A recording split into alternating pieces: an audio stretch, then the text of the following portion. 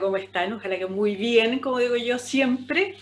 Esta conversación que voy a tener ahora va a ser como difícil, ¿ah? Difícil porque mi invitada y amiga eh, tiene tantas áreas en su vida y es tan entretenida que no sé por dónde empezar.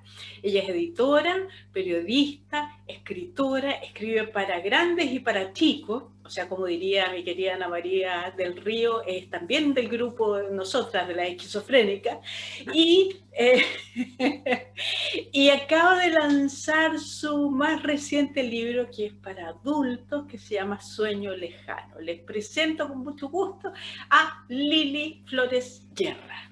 Lili, bienvenida. Sí. Gracias, Mary, querida. Qué rico conversar nuevamente. Sí, Extender mi agradecimiento porque estuviste conmigo hace pocos días en la nueva presentación de este libro, una presentación bien bonita que hicimos para la comunidad de Pichilemu. Y siempre te he tenido que conversar contigo, o sea, muero de ganas de que nos podamos encontrar presencialmente en algún momento cuando las condiciones lo permitan. Pero sí, pues ha sido rico igual este tiempo seguir en el contacto virtual y ahora poder hablar de lo que más nos gusta. sí, por supuesto, de la literatura y la música, ¿o no? Pero, pero Exactamente. claro, aunque no tenemos mucho que ver con la música, es divertido, pero el último libro de la Lili está traspasado por la cosa metalera, rockera. ¿Qué importancia tiene eso en tu vida, más allá de la literatura? ¿Qué importancia tiene la parte musical?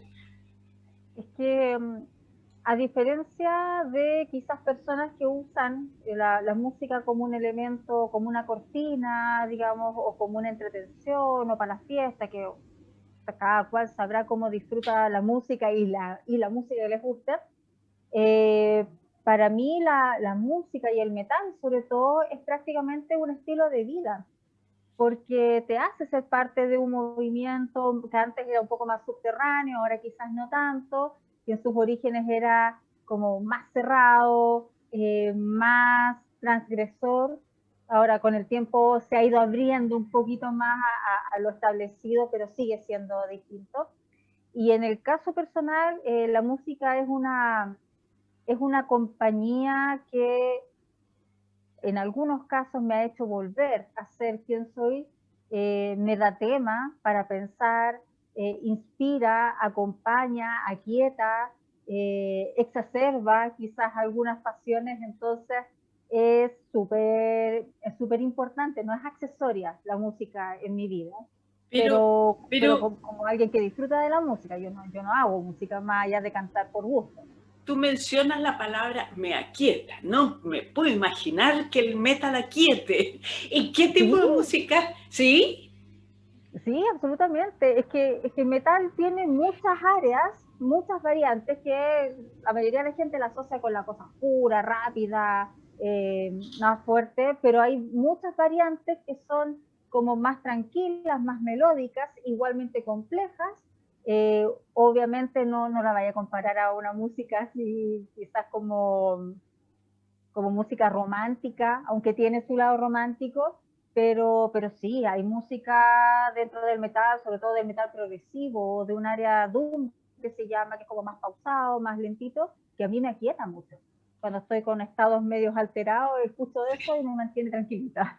Oye, ¿Ozzy Osbourne es metalero o es rockero simplemente? Tú que sabes No, más.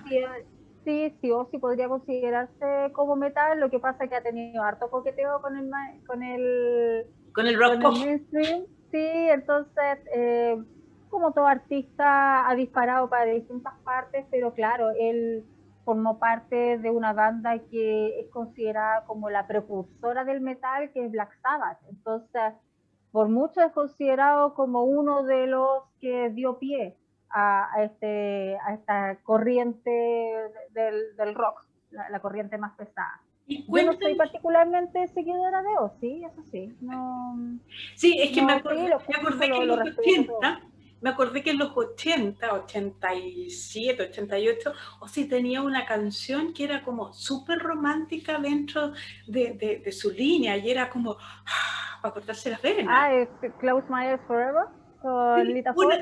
sí, una de ellas. Esa la cantaba con una niña, con la, Sí, claro, con Lita Ford. Sí, sí, sí. Mira, Sí. ¿qué sabes tú? Ah, no. Volviendo, volviendo al tema de los libros, de la literatura, también del periodismo. ¿Cuánto tiempo alcanzaste tú a trabajar directamente con tu carrera inicial antes de dedicarte a escribir libros, digamos? Ya, a ver, yo podría decir con harta sinceridad que prácticamente nunca trabajé en prensa. Ya, Hice mi práctica en una radio en Valparaíso, en la radio de Valparaíso. de veras. Después hice algunos intentos por ahí, en la Bio Bio estuve una semana. Por ahí unos coqueteos con algunas cosas, pero nunca trabajé en prensa propiamente tal, pero sí trabajé en el área de comunicaciones corporativas. Y Ujú. ahí estuve harto tiempo, porque años trabajando en agencias, prestándole como servicio a, sobre todo a empresas de tecnología.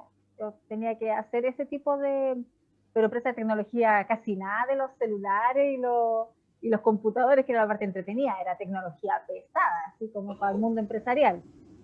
Y estuve como unos 15 años más o menos en que partí haciendo comunicaciones corporativas, pero después fui derivando más a los eventos corporativos, a estas cosas de los grandes seminarios, como los típicos que se hacen en Casa Piedra, en el Espacio Riesgo, cuando se ocupaba más esas cosas. Ese tipo de eventos, así como, no sé, por el lanzamiento del último software de Microsoft, de tal línea ya. Yo hacía ese tipo de eventos hasta que ya llegó el momento de decir, no más, porque yo estudié periodismo para dedicarme a escribir, para tener más herramientas para la literatura. Yo no estudié periodismo pensando en trabajar en medios y andar reporteando, no sé, o dar el golpe noticioso. Y claro, pues después de todos estos años trabajando en esas áreas, ya por fin derivé, siempre me mantuve escribiendo algunas cositas, pero no así como ya tirarme de cabeza. Era como porque a uno le sale, pues, sobre todo poesía, Sí, cosas claro. así. Entonces ya por ahí, por el 2011, 2012 más o menos, fue que dije no más. Y aunque hacía algunas cositas esporádicas por otro lado, ya ahí me tiré netamente a lo que es lo literario. Pero prensa, ahora, uno nunca deja de ser periodista, sí. Sí, O claro. sea, uno siempre está atenta a la cobertura noticiosa, viendo los detalles, reclamando. Yo reclamo mucho por redes sociales cuando veo malas coberturas, me digo, pero ¿cómo están enfrentando esto? Faltan más puntos de vista, falta reporteo, porque uno no deja de serlo. Pues. Sí, la crítica está siempre presente, o sea, claro. Y a mí me pasa con el lenguaje específicamente, cuando se repite tanta muletilla, cuando lo primero que te dicen en la universidad, olvídate de las muletillas, y cuando dicen, Sí, llegó para quedarse, ya me ataque. Así. el voraz incendio. Sí, claro, claro, de todas maneras. Oye, Lili, ¿y qué fue primero, la literatura infantil? O sea, me refiero a las publicaciones o al Uh -huh. dedicarte al 100% a la literatura infantil o la de adultos, o salió todo como al mismo tiempo. A ver, en cuanto a la creación, Ujú. yo venía desde muchos años haciendo poesía y algunos cuentos que por ahí quedaron que de hecho no sé dónde están. Y por ahí, por el 2011, 2012, escribí algunos de los cuentos que son adultos, que son del libro que publiqué ahora. Ahí Sí, está la base, sueños lejanos. claro. Pero al mismo tiempo hice esta historia infantil, que fue la primera que publiqué, que era Las aventuras de Amanda y el gato del pirata. Una historia de aventuras, pero para niñas. Y eso fue lo primero que publiqué, porque me gané un fondo del libro con eso y salió ese libro. Después salió la segunda parte de ese libro y después me lancé con novela ya adulta, novela histórica. Entonces no podría decir que lo primero que hice fue infantil, porque de hecho para mí fue súper raro el partir publicando un libro infantil que no lo tenía como dentro de mi proyecto literario. Fue como lo que salió ya y salió nomás. Pero Es muy tenía curioso. antes había escrito adulto. Es muy curioso porque de alguna forma uno escribe ciertas cosas y tiene como ciertas esperanzas, por ejemplo, con la literatura adulto, y de repente como que aparecen estos personajes, como tu Amanda, a mí me apareció mi Max, y de repente es como, wow, hay que seguir esa historia, hay que Sí, seguirlo, algo tendremos que hacer en ese ámbito al menos. Ahora, los tuyos son también ilustrados. En ese minuto, cuando apareció, eso quiere decir, cuando apareció el primer libro, el de Amanda, ¿quién te lo ilustró? ¿Hiciste la editorial? ¿Cómo fue eso? A ver, el proceso fue que cuando escribí el primer libro, había, o sea, si uno lo lee, o por lo menos yo lo veo como que da para harto gráfico, tiene harta, o sea, me encantaría que algún día esto fuera como una película animada, porque creo que la historia y los personajes dan para eso. Ajá. Pero yo me contacté en ese momento con una ilustradora a través de personas conocidas, porque es familiar de una amiga mía, y ella tenía experiencia trabajando con editoriales.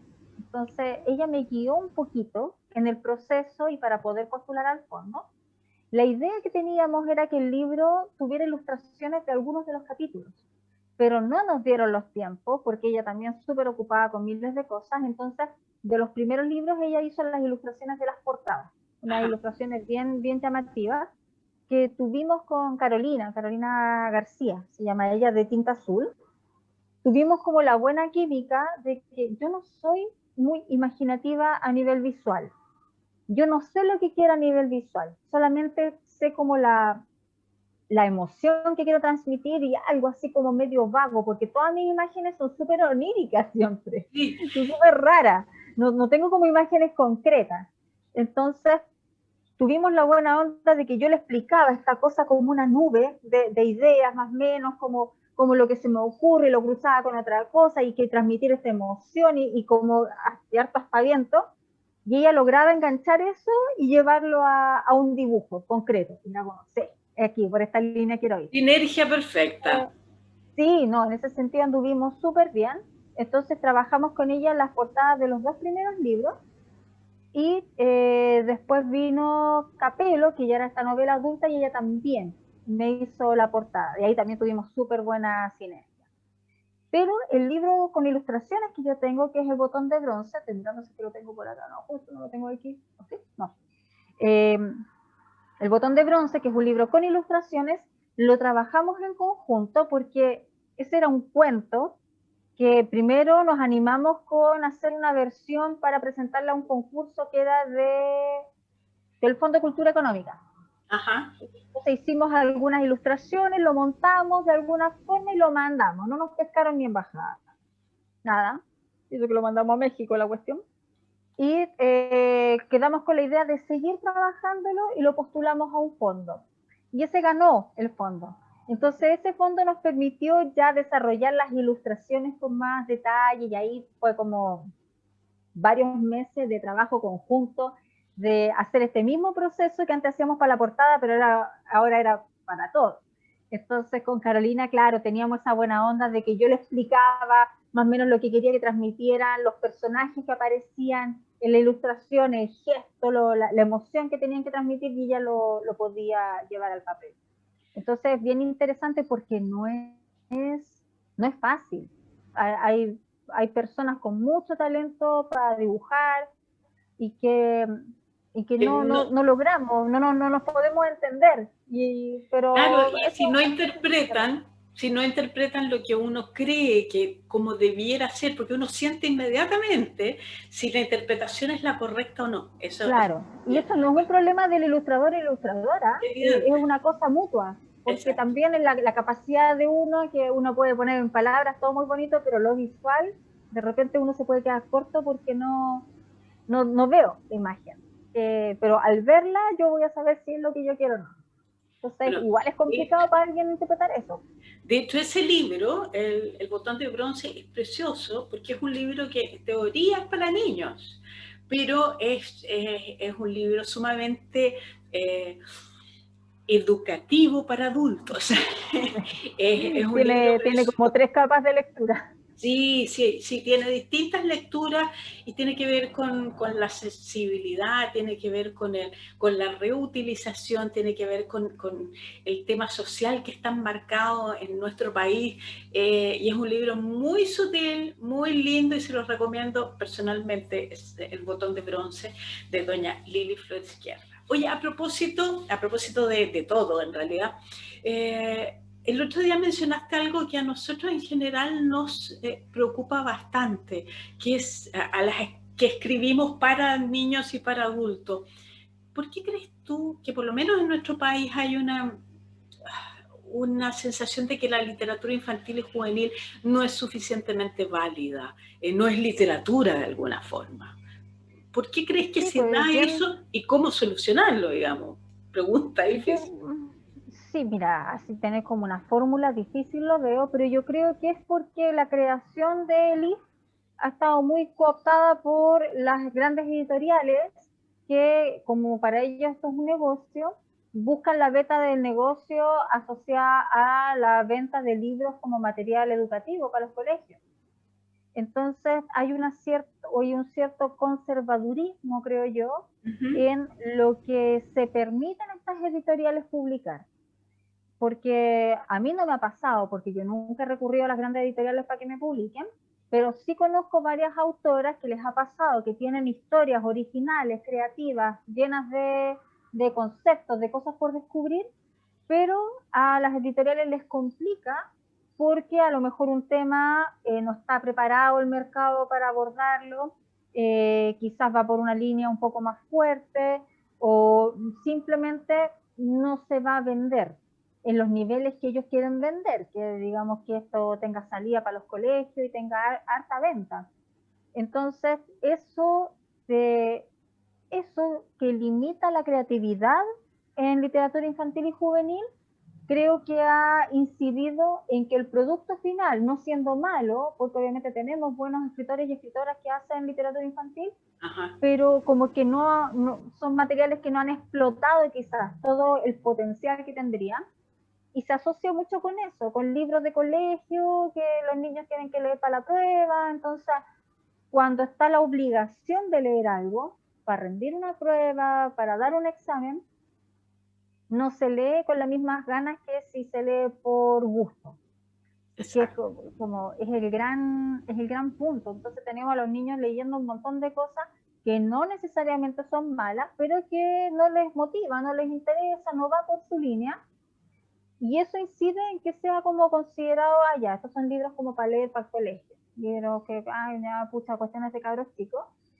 Y creo que mucha editorial independiente que ha estado haciendo un trabajo pero de hormiga, pero tremendo y súper importante en innovar en el área infantil, con historias más entretenidas, como más creativas y, y claro, no tan sujeta a este criterio comercial. Pero como sabemos, todo el esfuerzo del independiente son como gotas que se estrellan contra el océano, y mientras las personas tengan este sesgo de pensar que la literatura para niños es para menos categoría porque no es complicado, pero que piensan que lo infantil tiene que ser simplón, y no es Nada así. que ver, Nada nada que que ver, los cabros son súper vivos, las cachan así al tiro. Entonces, no, pues, es que está esa sobreinfantilización de los niños, de creer que ellos entienden menos de lo que realmente entienden, de no considerar la agudeza mental que ellos pueden tener en ciertas áreas, y considerar que no, porque hay que darles cosas súper masticadas y súper simplonas, y también el adoctrinamiento, porque muchas veces los libros para niños son más bien manuales educativos de conducta, para aprender alguna cepa, algún proceso, algo, y eso va en detrimento obviamente de todo lo que se puede explorar a nivel literario. Exacto, oye, qué bueno, qué buenas tus definiciones, en realidad, eso es, no, no, no, en serio, lo estaba pensando, porque de repente uno dice, ay, sí, ¿por qué miran un poco como tan a huevo la literatura infantil y juvenil. Pero es que a mí me ha pasado que me han preguntado incluso en entrevistas si acaso partí publicando un libro para niños porque estaba como probando, como vámonos por lo más simple, y yo, loco, ni cagando, o sea, no fue tan fácil hacer un libro infantil porque, o sea, no fue nada de fácil, en meterte en la cabeza de una niña de 12, 13 años, siendo que yo ya soy una mujer muy adulta y uno tiene que evitar tener esa mirada de adultocéntrica sobre la mentalidad infantil. Subestimarlo, o sea, hay que dejar de subestimar a los niños. Yo creo que hay que encontrar un equilibrio. Y pensaba, fíjate, en la Úrsula Le Guin. Ella decía que, no, si bien son libros de magia, libros de fantasía, ella decía que no escribía para niños, escribía simplemente. Exactamente. Y yo creo que ese es el punto, cuando alguien te dice, ay, sí, escribes, en el caso mío, escribes de magia, o sea, por favor, como Harry Potter, no, no es lo mismo. O sea, cada historia tiene, claro, puedes tener cosas similares porque la temática es la misma, pero... Sí, si te fijas en la literatura adulta también, las temáticas son básicamente las mismas. Exacto, y apuntas a otro lado. Y el tema es, claro, no subestimar a los niños, ni tampoco a los adultos, porque de repente dices, ay, ¿cómo que tú crees que un adulto va a leer eso? Y yo me he impresionado con gente que ha leído primero cosas infantiles mías, Sí. y que dice, ¡ay, qué bueno el libro! Se lo voy a regalar a no sé quién. Y me imagino que a ti también te ha pasado. Mucho. Sí, pues yo siempre me acuerdo una vez que fui a hacer una presentación a una biblioteca, no era en Santiago, era con Placilla de Peñuelas, si no me equivoco fue. Entonces con la presentación se donaron unos libros a la biblioteca. Entonces los libros estaban ahí, pues. Y estaba la gente ahí en el público y siempre me acuerdo un caballero que tomó el libro, lo empezó a mirar como la típica que empiezan a mirar algo curioso. Lo abrió, lo empezó a leer y a medida que iba pasando la presentación el caballero iba cada vez más metido en el libro. Estuvo todo el rato, que fue una actividad larga, estuvo todo el rato leyéndose el libro. Así como súper, sí, súper metido. Yo creo que no, ni supo de lo que hablamos, las que estábamos en el escenario, pero todo el rato leyéndose el libro. Pero entonces, eso claro, es algo que engancha. maravilloso, Sí, absolutamente. yo me fijaba y era rica esa sensación. Y es lo mismo que me pasa cuando me entero, veo como mis libros no están, algunos sí, pero no están necesariamente en colegio. Los cabros se los tienen que leer por gusto nomás. Entonces, cuando a alguno le ha llegado el libro de regalo y me cuentan después que se enganchó, que se quedó hasta tarde leyéndolo, eso es como rico porque no tiene ninguna obligación de hacerlo y los niños son el lector más sincero que hay, porque si algo no les gustó, no lo pescaron más, lo dejaron tirado, no sienten esa obligación de tener que leerlo hasta el final, porque no, chao, no estén ahí con eso. No, entonces, eso es un súper buen barómetro. De todas maneras, eso es maravilloso. Oye, Lili, dos cosas más, porque se nos acaba el tiempo. Primero, oye, increíble que se pasa rápido. Sí, se pasó súper rápido, súper. Primero, acabas de sacar Sueños Lejanos, pero la gente cree que, uy, sí, que uno saca el libro y listo. ¿En qué estás ahora? ¿Qué estás escribiendo? A ver, escribiendo en este minuto, estoy empezando a trabajar en un cuento que no voy a ampliar mucho, pero es un cuento que va a aparecer en una compilación con otros autores y que va a ser mi primera aparición en un sello que no sea Ediciones del Gato. ¡Ay, qué lindo! Así que solo diré eso, pero estoy trabajando en ese cuento que ya lo tengo que entregar en los próximos días. Ahora, en cuanto al resto de la labor escritural, este año yo debería estar, bueno, tengo que empezar pronto a promocionar este otro libro que ya se publicó. De poesía, precioso. De poesía, claro, porque este libro ya está publicado, pero no junté las dos promos de los dos libros, entonces seguramente en marzo ya vamos a hacer algunas actividades de este libro de poesía. Y después de eso viene otro libro de poesía, que el libro está prácticamente escrito, que debería salir finales de este año, creo yo, porque ya hay que darle como la forma final, es un libro bastante más grueso que este, y que es un libro que fue poesía escrita durante todo este periodo de pandemia. Entonces hay todo un arco que tiene que ver con esto del encierro, de del como redescubrirse a uno mismo y convivir con uno mismo en confinamiento, en soledad y frente a este escenario bien pandémico. Y ese libro contiene el poema este que ganó un premio el año pasado, el Sí, de Poesía en Viaje. sí, Porque sí. esa poesía no está en este libro, va a estar en el próximo. No, sí, sí, sí, yo lo sé. Además, Ya, un tremendo poema. el de la casa.